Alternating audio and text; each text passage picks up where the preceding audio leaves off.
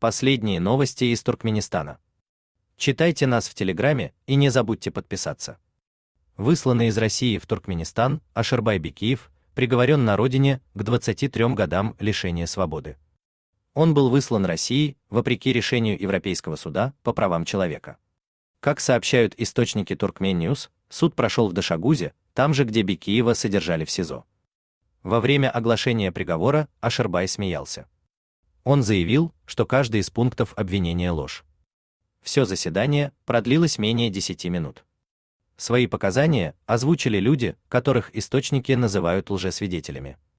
По каким статьям осудили Ашербая Бекиева, пока остается неизвестным. Брат Ашербая, Тычмырат Бекиев, при Сапармурате Ниязове, был директором оптово розничной базы.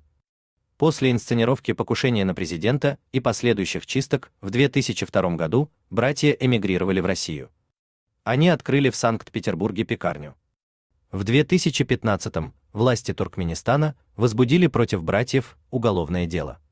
Якобы они склоняли туркменских студентов в России к религиозному экстремизму и агитировали их ехать воевать в Сирию.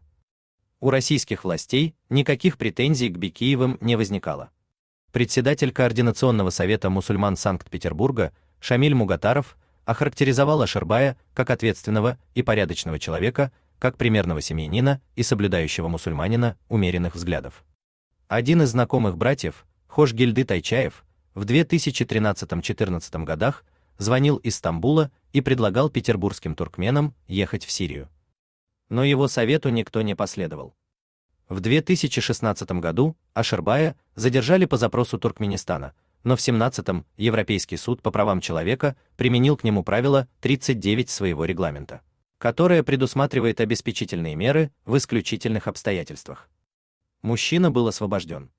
С тех пор братья спокойно жили в Санкт-Петербурге и Ленинградской области, пока весной 23 года их вновь не задержали. Формально решение ЕСПЧ не нарушается. Причина задержания – это не запрос Туркменистана, а нарушение миграционного законодательства.